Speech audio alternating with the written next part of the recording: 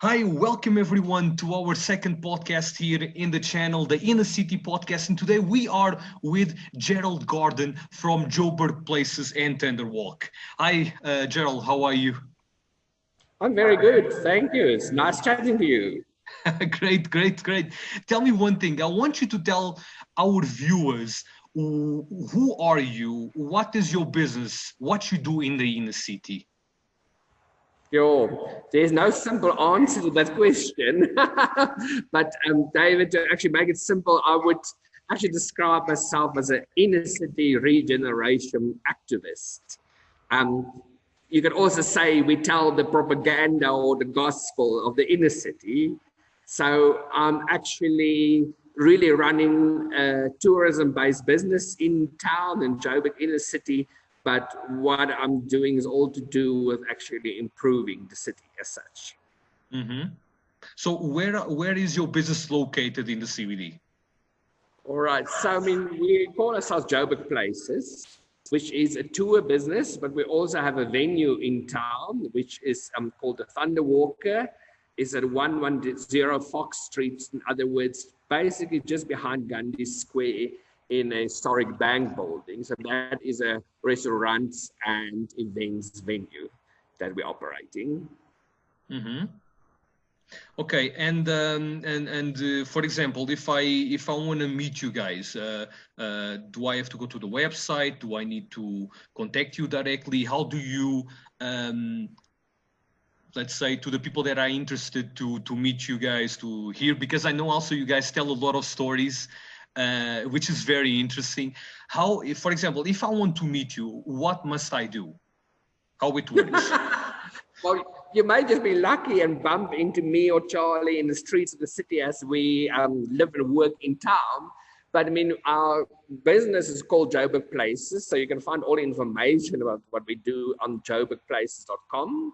Mm-hmm. So we do a range of inner city walking tours and experiences, which appeal as much to locals as it would to international travelers.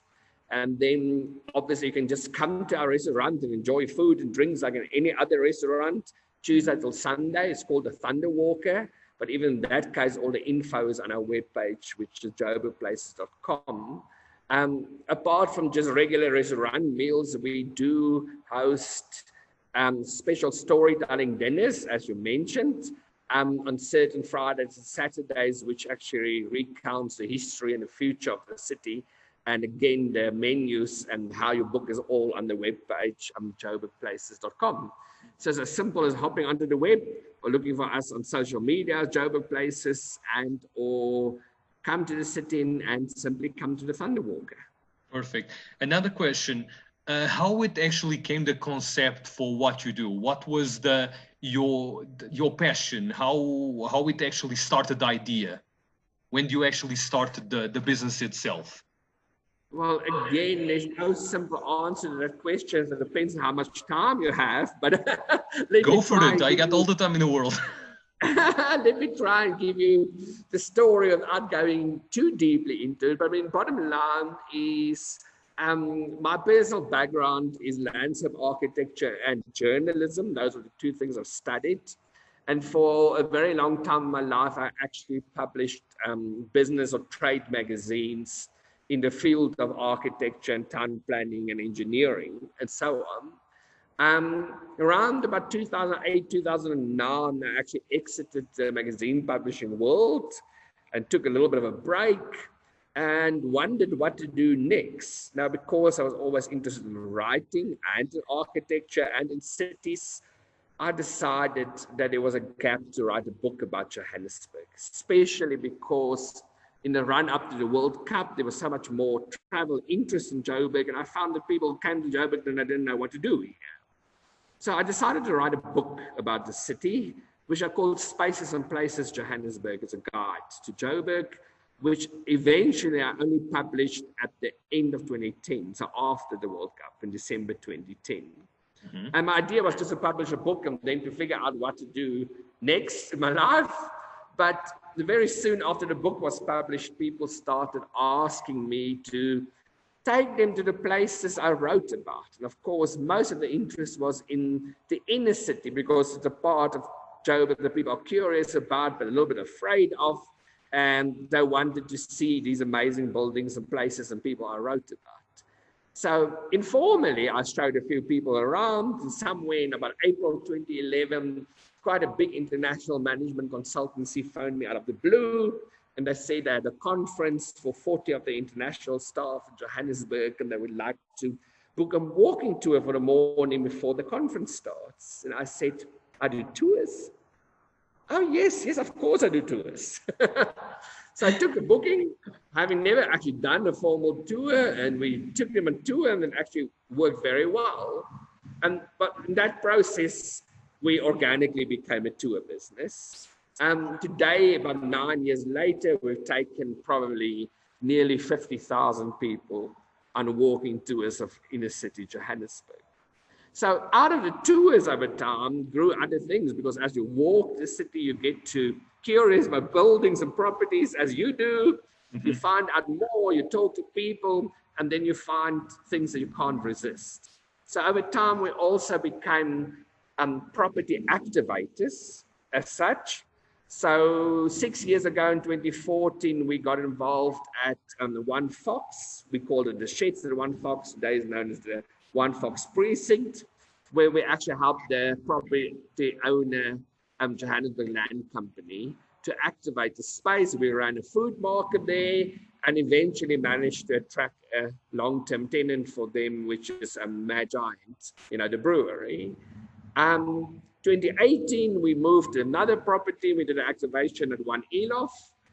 And then where are we now? We're in 2020, so 2 years ago, 2018, we actually moved to where we are now. The Thunderwalker is a building owned by OPH, a historic bank building, where we created our restaurant and events venue. And we're hoping to still over time, if the future allows it, of all the lockdown dramas we had to live through, to renovate the rest of the building into a boutique hotel, which we will purchase as part of the building. So that's more or less how we came to where we are. That's very interesting indeed. Okay, to have an idea how, COVID affected everyone. Even on my side, I have been at home for a few months now, so I couldn't visit any other places or even go on your tours, on your storytelling. There is a lot of stuff that is on my bucket list, so I couldn't do it. And how bad did COVID, strike the inner city businesses such as yours, for example, just to have an idea? That is a very good question. Before I answer, let me just ask, there's some building happening downstairs on pipes being fixed. Can you hear the banging? Is it bothering you? Or is it no, right? I don't hear anything. Oh my God, I'm so glad, because it really irritates me. But as long as you can't hear it. So, to answer your question, the impact of the lockdowns and COVID was devastating. It's been huge. We have experienced other challenges in the city before, but to be honest, early this year, February, our business was flying. We were getting such good event bookings. The restaurant was doing good. Our tours were full. And it looked at finally, after 2 or 3 really difficult years, we're going to get somewhere this year. And then, of course, the news started spreading of the pandemic in Europe and our actual customers beginning to cancel trips because they are affected. And then by end of March, we were in lockdown. To be honest, we actually closed our restaurant 2 weeks before lockdown because some of our regular guests by then already had tested positive for COVID. The impact was devastating because we lost our income overnight. And we have a lot of staff working in the restaurant. Charlie and I do all the tours, all the events cancelled, and we really thought we would actually close down completely within a month. We would go bankrupt. We were 100% sure of that. There was no ways we could survive it. But thank God, you learn in these difficult times to trust and to rely on people and to find help, etc. So we came up out of desperation with the scheme to sell vouchers for the future, for tours and storytelling dinners, to actually at least give us some cash flow with which to survive. And the response from our customer base was overwhelming. We never thought it would work that well. And it gave us enough confidence to say, okay, well, in that case, we're going to have customers after lockdown, and we still have to be around. So now we have to do whatever we can. It was not easy, but we, negotiated with suppliers and people who gave us, leeway. And we came up with many other schemes to survive. We hustled. We even sold some of our restaurant furniture at one stage. We became carpet merchants. We did whatever we needed to do to stay alive. It's been devastating for the staff, and a lot of people have suffered a lot, and nobody has earned nearly what they should earn. But we are grateful that we are still here. We are still operating. And since the levels of lockdown have been, eased, the business has picked up. So at this moment, we are doing between 50 and 60% of the turnover we should make and that we did make before lockdown. So it's not enough to actually survive in the long term, but it's growing constantly. And we're feeling confident that we are hopefully going to get to the other side of this.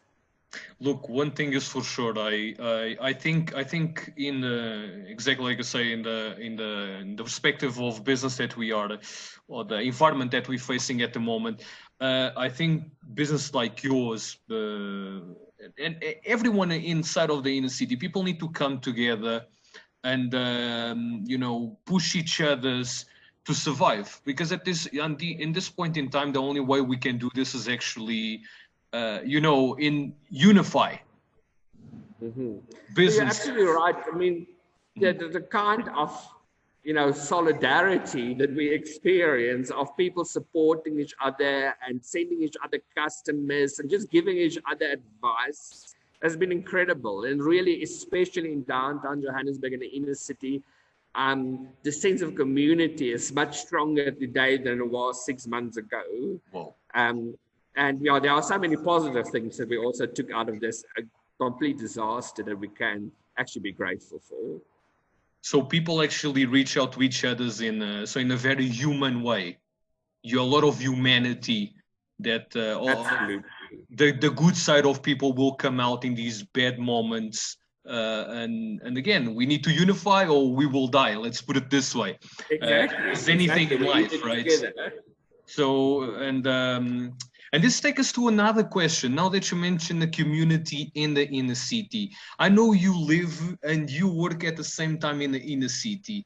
How is that work? How nice it is? I'm saying because I always wished I could also live in the inner city, but unfortunately I never had the opportunity. So how it works, how it is being 24/7 in the inner city?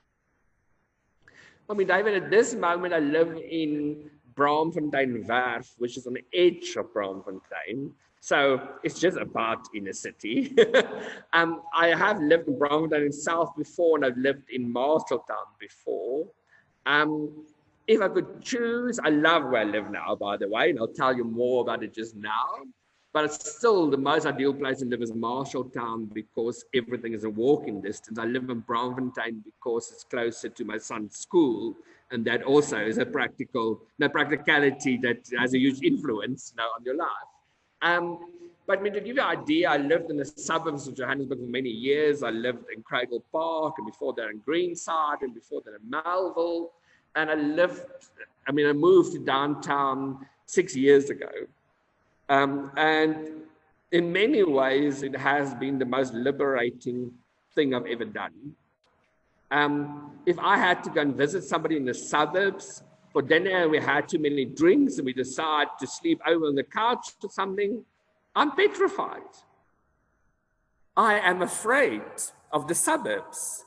I find it hugely anxious to be behind a high wall, an electric fence, and barking dogs and security companies and panic buttons and things that are forgotten about You know, I lived in a beautiful house in Craigle Park, but the panic button was always nearby, you know. I live in town. I haven't seen an alarm. I haven't spoken to an alarm company or dealt with any of the nonsense that you worry about in suburban life for 6 years. So ironically, so people's first question is, but is it safe in town? I always say, well, I get worried when I pass the Four Seasons Westcliff Hotel going north. Other people feel it going south, you know. But, you know, of course, I mean, it all depends on where you live. But, you know, living in a beautiful place, an apartment which is secure, you can leave your doors open, and you actually have more freedom. So I've lived in 2 penthouses where I never had to worry about locking anything, and you can have sleep with your balcony doors open and so on. Today I live at the moment, for the last year, I've been living at New Braamfontein Lofts, which is part of that old industrial complex, post office and Telkom has been redeveloped into Satonga Lofts, Exchange Lofts, and New Braamfontein Lofts. So I live on a ground floor, double-story townhouse today within this little precinct. So it's not a penthouse and it's not in a busy street at all. In fact, the neighbor is my neighbor is the cemetery. So all I see is trees, incredible bird life, and incredibly quiet. So if I do go home, I actually think I live in the countryside, to be honest. But yet it's very close to work. So I can walk and take the road by a bus, and it costs me R8 to come to work, or if I Uber, it costs between 35 and 50 rands, depending on, you know, the time of day and how busy it is. Incidentally, if you're asking about inner city living, I, in the last month, sold my car, and I now live car free. And it's astonishing how easy it is to live without a car. Of course, if you live in town, it won't be easy in the suburbs. And the savings are actually enormous once you've calculated the real costs of owning a car. So yes, to answer your question, there are only 2 living options for me, and that is real urban city living or completely rural countryside living. That I would love as well. But the in-between of trying to live a rural life in the city, I don't think it works. My personal opinion. I do understand. So tell me one thing. So if right now someone comes to you and say, Gerald, do you advise me to live in the inner city? Is it a good investment probably to buy an apartment in the inner city at the moment, with all the projects that are going on, the how do you say, the transportation, the buses and all that? Because I'm following you on Facebook, so I see sometimes you put certain very interesting stuff in terms of posts. So you mentioned this small little stuff that people are not aware of. So at the moment, if I want to buy something in the inner city, do you say, David, go ahead, or not for now? Well, I mean, David, it's not as easy as people think it is, actually. So I do think it's a great investment, but finding property to buy is actually quite difficult.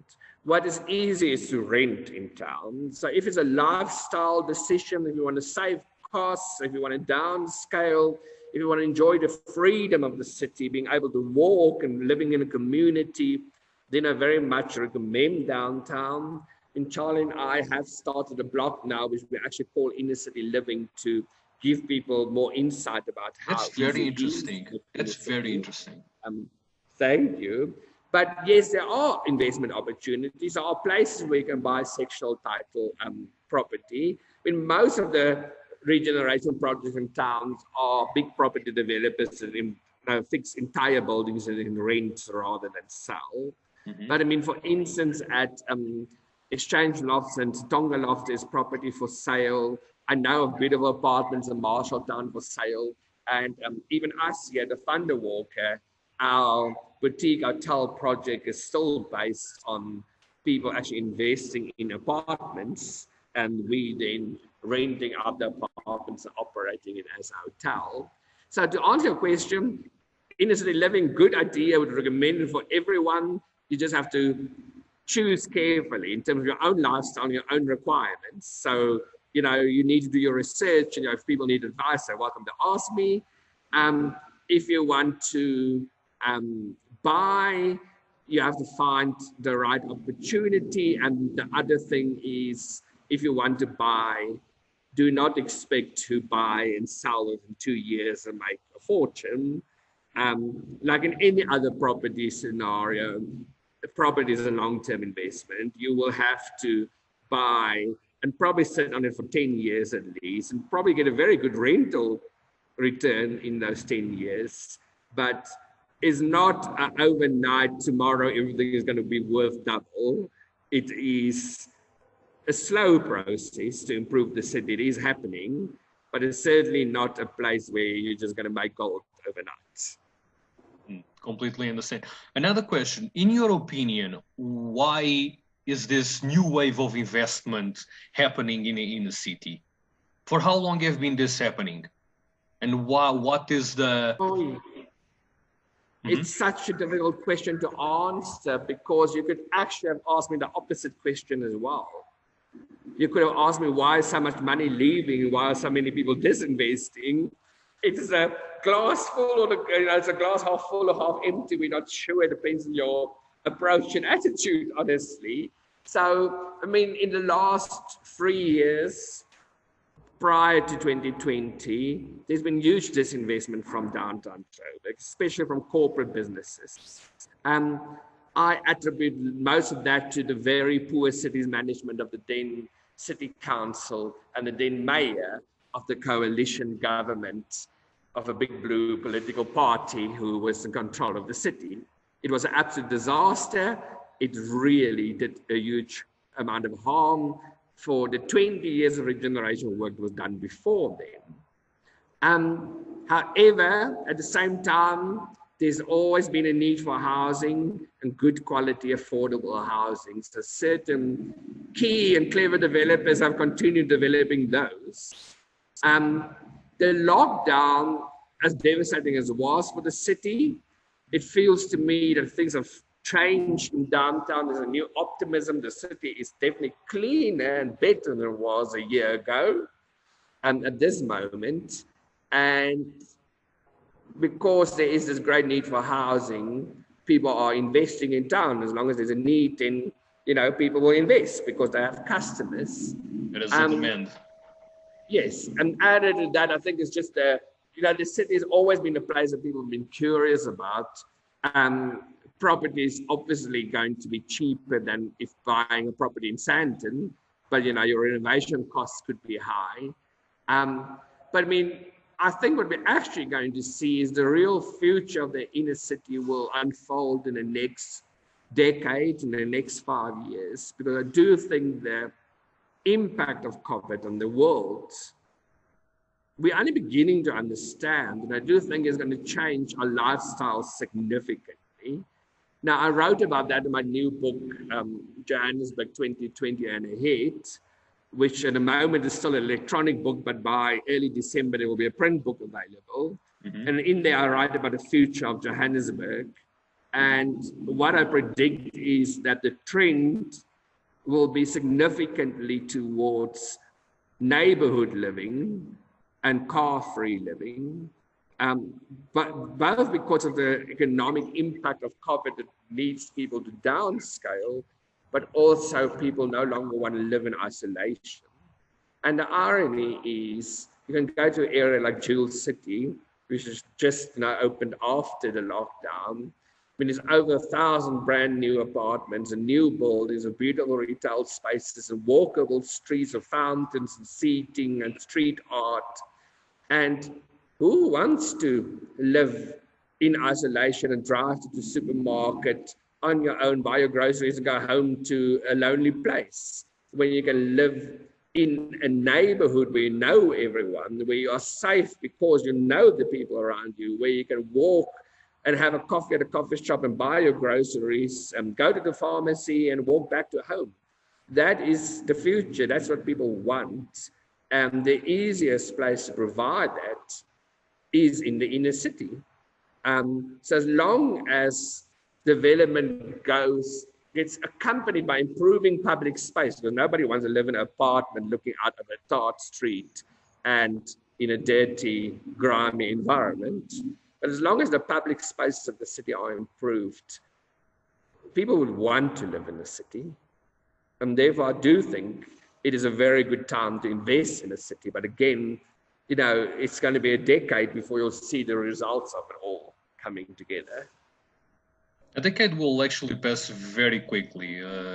You know, 10 years ago we were in 2010. Now it's 2021. So, you know, I think time will come very, very quickly, and people will, you know, this type of conversations just you know, creates, let's say, expectation in a good way. Especially now when I did the video about the Hillbrow Tower. You know, it's nice when you speak with the JDA and with this, you know, property investment companies and listen to their, there is actually projects, you know, there are something going on. So, you know, listening to you, that you also an expert in the inner city, it's nice to, because it just fills you with hope, let's put it this way. And another thing that I want to ask you is about your book. I've been very interesting to read both of them, and I will leave the links for your books in the description of the podcast, of the video. So tell me more about it. What are you approaching in your books? I know it's very, very enticing, the title, but tell me more in a little bit in depth. Just give us a little bit of a trailer of what people can read in your books. Just to give a background, so my original book, Spaces and Places Johannesburg, was an other tourism guide. I republished it in 2012, then called Joburg Places, just some updated content and a bit more of the history of the city included, but still a tourism guide. I also wrote a book in 2011 for the JDA, actually, then called Johannesburg 10 Ahead. It actually described 10 years of regeneration work. But a book that I've just written is not a guide at all. So it's very important to understand that, because some people expect it to be like my Joburg Places guidebook. It's not at all. I'm hoping to rewrite Joburg Places next year and to bring out the guide again, because the city has changed a lot. But Joburg 2020 and Ahead is very much a theoretical book, looking at what underpins Johannesburg as a city and what is its future in terms of planning and development. It's not an academic book, though. It's not a town planning book.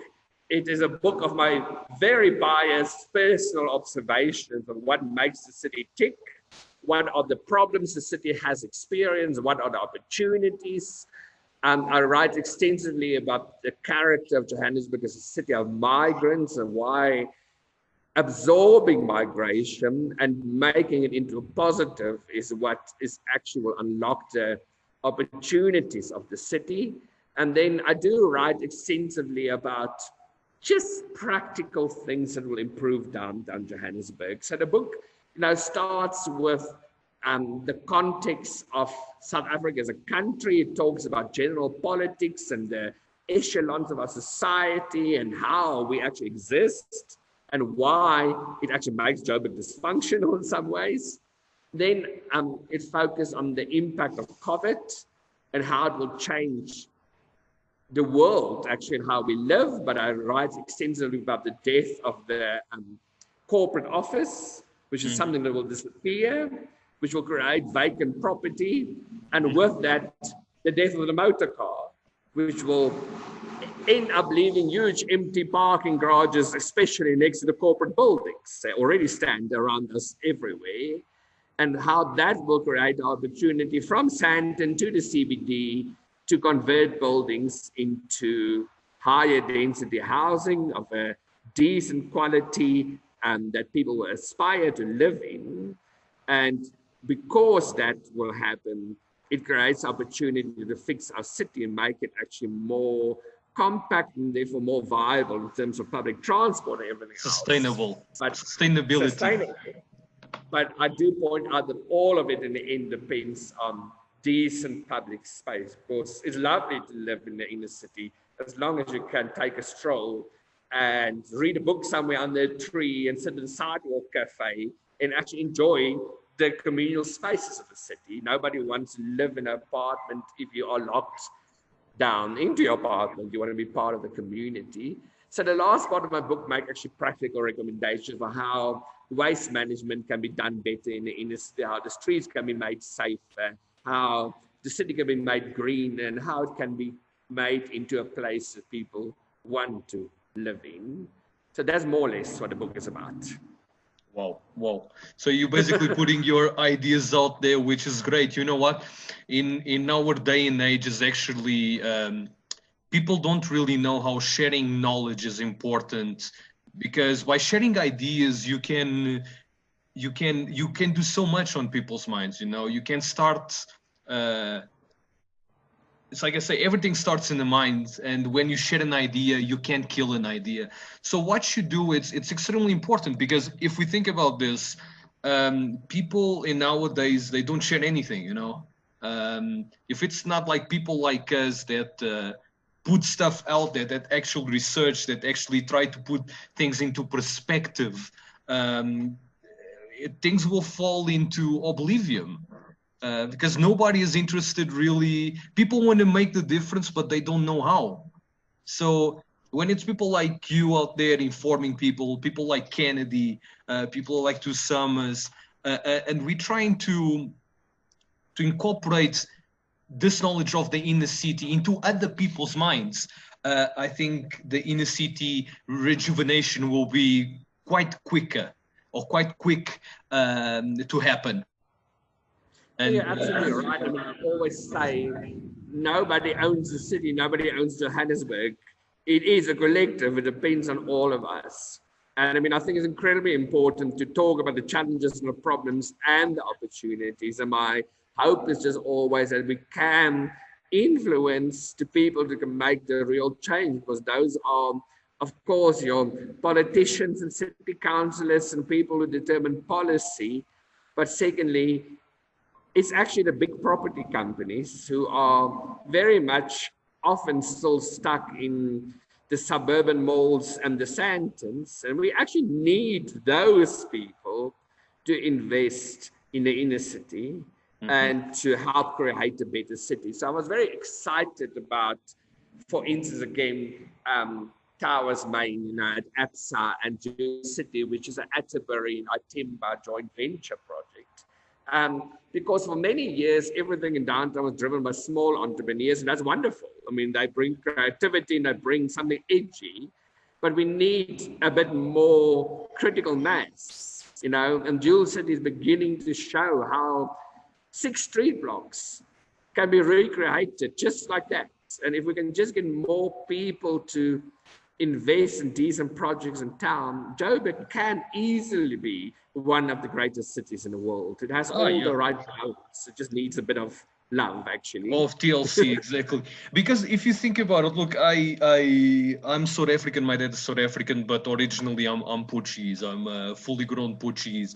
So for someone who has been in a few capitals in Europe, it's so nice to see that people from those that live in those capitals, from Stockholm to Madrid to Rome, people get their heritage in their city, and they actually improve the city by improving the buildings. By Johannesburg doing the same, we can become a case study for the rest of Africa. And I think we are in the forefront of many things. So because it's, if you start, I research a lot, and if you research in other websites internationally, this is making a lot of noise in Canada, in the United States, in China. When I did that video about the tunnels underneath Johannesburg, that created a lot of buzz in Germany, in France. So there is a silent community, let's call it silent community, overseas, looking for the Johannesburg development, for this city. I think you're so right, because I mean, what makes Joburg so interesting is its incredible diversity of people. And there's always been a city of migrants. So whether you are German, Portuguese, Ethiopian, Canadian, Nigerian, wherever you are in the world from, You'll find Africa here. All you'll Africa, find everything. something Joburg of your own place, your own country, and your own people. And I think that is why people are so fascinated about the city, and that's why you get interest from all those places. And yes, I mean, the future of Africa is urban. This is the continent that will urbanize, in the next 50 years completely. So the question of how we create sustainable cities and sustainable urban areas is huge. And I mean, I think Johannesburg can show some of that future. I mean, that's one of the tours we do just for interest's sake, is what we call urban farming. Something we do historic tours. We do all the interesting sites and all the things that people want to see from a tourism point of view.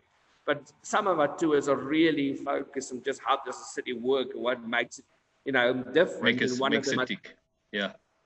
The concept of urban farming. I mean, who said a farm needs to be a piece of land in the countryside? You can farm right here in town where people actually need the food. And again, the opportunities that bring to a city of a good climate like Johannesburg, can you imagine how much business and entrepreneurship it could create if we make Joburg a city of farmers? Yeah, correct.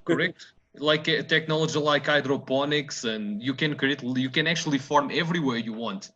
You can use walls, you can use ground, you can use rooftops, everything. So there's a lot of things we can do in the city. But again, people need to be informed about this. That's why I say that these type of podcasts are so important. And these podcasts can create what we call a knowledge hub about Johannesburg. And that's a real, because people are not really informed. For example, another question that I want to ask you is, after people come to the Joburg Places and Tender Walk experience, what are their opinions? What changes in their minds? Yeah, I mean, David, that's such a good question. I mean, you would sometimes ask, why do we do this in the first place? I mean, honestly, we could open a restaurant in 4th Avenue Parkhurst and have many more customers much easier than trying to convince people to come to town for a fantastic dinner experience. It is a hard sell. People have to travel, but I can guarantee you there is nothing more enjoyable and satisfying as changing people's perceptions. So that's absolutely what we do. That's why I say we tell the gospel of the inner city, because we so often, especially local Joburgers or local South Africans who do not know town and have a bad perception of the inner city, to see them arrive with their fear and their prejudices about what the inner city is about, and leaving inspired, optimistic, and literally in love with the city is an incredible feeling. We see it in almost every storytelling dinner, that people come and what is this going about? A boring historical story about apartheid. Of course, we talk about apartheid, you cannot avoid it in our history, but we actually tell things in context. And we show people how much hope there is, and how Joburg, especially as a city, has always overcome each one of these waves of challenges it had to face. It always overcomes it.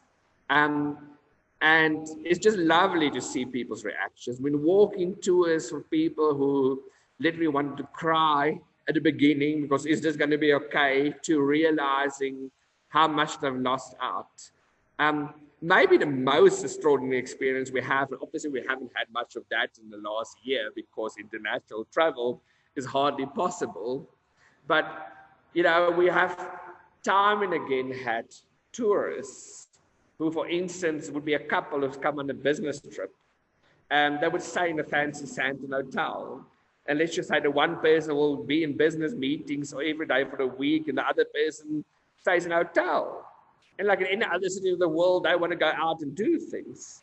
And then the concierge in the hotel would tell them, oh, don't go there, it's too dangerous, never leave the front door, or they order room service.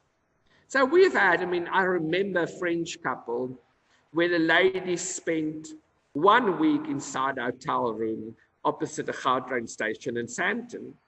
Not once leaving. They were flying out on the Sunday. On the Saturday, the couple booked a walking tour of us, came to town against the advice of the concierge of the hotel.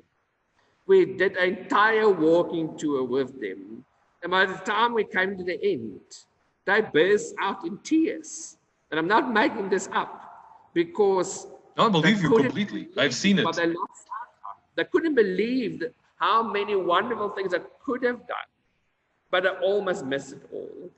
So yes, changing people's perceptions of what we do, and you're just like, it just cut, eh? Oh my God, this is like, but it's normal. We are in Joburg, so thunderstorms are quite normal. Okay, like Exactly. I was saying, so before we actually bring to a conclusion our conversation, like I was saying, when I tell people that I actually like Johannesburg and I'm passionate about the story of Johannesburg, people say, but why?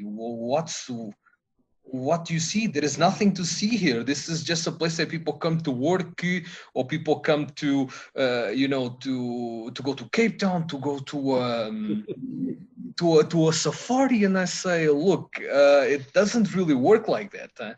If you pay attention around here, for example, for me, that I passed most of my life in Europe, this is quite an amazing place. Look, we have a lot of lush places in terms of nature reserves. We have a lot of history here.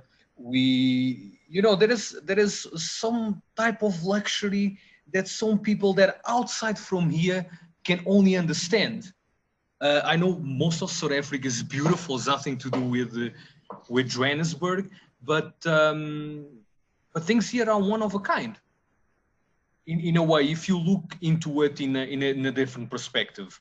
And my perspective is Johannesburg does indeed have a lot of future opportunities, only not present but future. And I'm telling you, the next big destination to travel will be Johannesburg. People don't want to go to New York, or people don't want to go to certain places in the world are already discovered, People, that's what I'm saying. There is actually a silent cult around the world that wants to see Johannesburg come to life again as the New York of Africa, and I'm one of them. You know what I mean? And be able to see people like you doing what you're doing in a city, it's a beacon of hope. Well, David, I think what you say is so absolutely true. And I mean, there's so many things we've spoken about that you referred to now, but, we spoke about the future of Africa is urban, and that Johannesburg is that one city that can actually show the urban future of the continent. So, I mean, what we see over and over from travelers is that, yes, there's a long distance destination, South Africa, and they do come here for the natural beauty and the game parks and all the things that you also mentioned, but who wants to visit a country and only see its natural beauty? You want to at least have a little experience of its real people's culture, and those things you get in cities. And I always say to people, if you are coming to South Africa, and even to South Africans, if you want to understand this country, there's only one place to visit, and that's Johannesburg, and especially the inner city of Johannesburg, because of its diversity of cultures, of migrants, of places, of people. It's an absolutely fascinating place. And I always say those who call Cape Town the mother city actually have it wrong, because the mother city of South Africa is Johannesburg for so many reasons. It is the cradle of humankind. It's where history started in so many ways. It's where people migrated from originally into the world, but also it's where all the history of South Africa is actually contained. Yes, of course, cities like Cape Town has incredible history too, but the South Africa we live in today was actually created in Johannesburg. The gold rush, the discovery of gold led to the Anglo-Boer War and lots of devastation, but lots of migration And out of that, the different colonies of the time actually merged into a country that became South Africa. And then it was here that the struggle against apartheid was fought. And it's in the streets and the bars and the taverns of Johannesburg that change was created for this country. So if somebody thinks there's no history, they are completely mistaken. There's probably no other city in the world that has so much and such rich history. And it's all recent. It all happened in the last 130 years. People can relate to it. People can understand it, and people can see how it still influences our life today. So it's absolutely impossible to travel to Africa, let alone travel to South Africa, and not include a great African urban experience, which is what Johannesburg offers.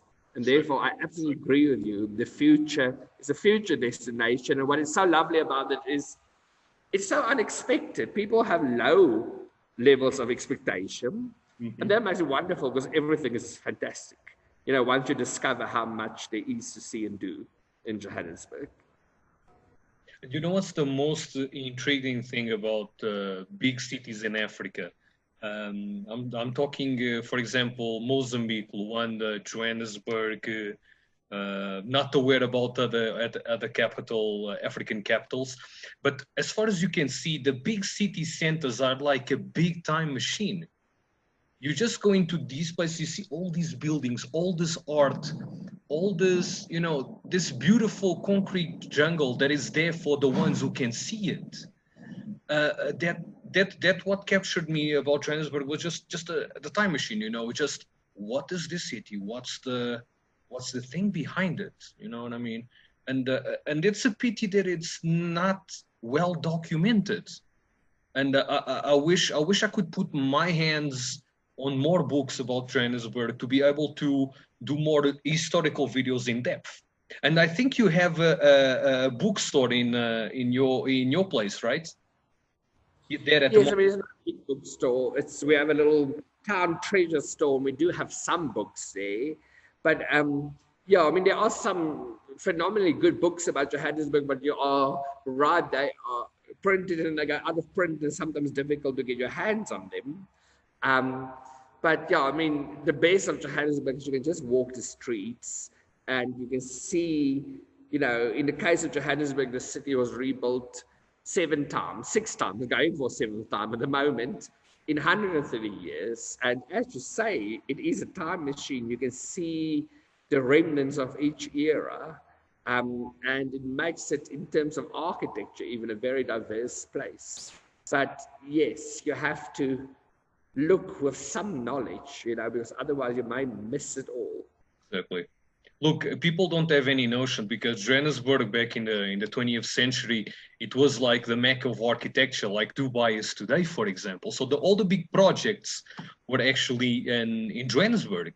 And like I say, if you only have proper historical knowledge about Johannesburg, you appreciate the town.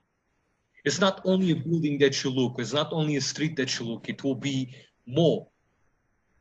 You're absolutely right. And you're also absolutely right that it's not like traveling to a European city where there are guides, you know, guidebooks, information available on every corner. So I do think, I mean, it's one of the secrets of the city is that you absolutely have to do an inner city walking tour or inner city experience to start off before you go out and explore on your own. You know, it is a strange, weird, wonderful, exciting, but complex city.